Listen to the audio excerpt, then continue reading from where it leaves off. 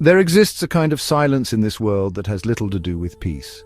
It's the silence of someone who has endured deeply, whose soul has walked through fire and returned not unchanged, but transformed. Quiet, protective, wary, not out of coldness, but out of memory.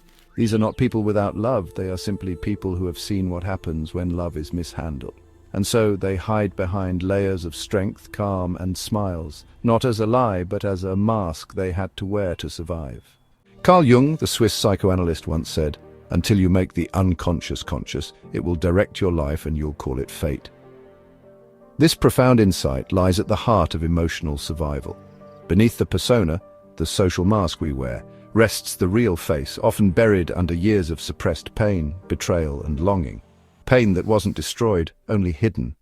But what we bury does not disappear. It mutates into our reactions, our hesitations, the walls we erect, and the worlds we retreat into when life becomes too sharp. Jung emphasized that suffering is not a punishment, but a signal. Yet society teaches us to numb it, rationalize it, cover it up. What follows is the creation of emotional complexes, knots in the unconscious that repeat until we face them with courage. A child ignored may become an adult who overanalyzes every message, fears every silence, not because they are needy, but because absence feels like home. Understanding those who have suffered means stepping into sacred ground. Their behaviors may seem intense, maybe even overly independent or emotionally unavailable, but beneath these defenses, there are stories untold. Some people become caretakers, always giving but never receiving, fixing others to avoid fixing themselves. Others, well, they pride themselves on independence. Not out of strength, but because they've learned that dependence brings disappointment. Still others, they live in their heads, philosophers and thinkers, because honestly, feelings feel just way too dangerous. For them, overthinking becomes a wall, one made of logic to block out emotion, dissociation, busyness, perfectionism. These aren't failures of discipline, but really they're symptoms of inner chaos and a lack of emotional safety. So, what do we do with this pain? We stop judging, we start witnessing. Each behavior is a story in disguise. The real question is no longer what's wrong with me, but what am I still carrying? Jung's work doesn't give all the answers, but it offers a map. One where shadows are not monsters, but messengers, and pain is not a dead end, but a doorway. Love for the wounded becomes complicated. It doesn't come as ease or lightness. It carries the weight of history, the caution of memory. When someone new enters their life, they don't greet them with open arms, but with guarded eyes. Not out of malice, but from experience. They watch, listen, feel beyond the words, detect energy shifts, and silently note every inconsistency. Because they've learned that betrayal often wears a smile. This vigilance is not paranoia.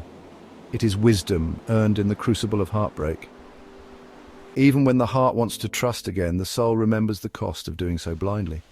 Trust for them is a slow unfolding. They look for truth in the spaces between words, care in the pauses, and consistency in silence.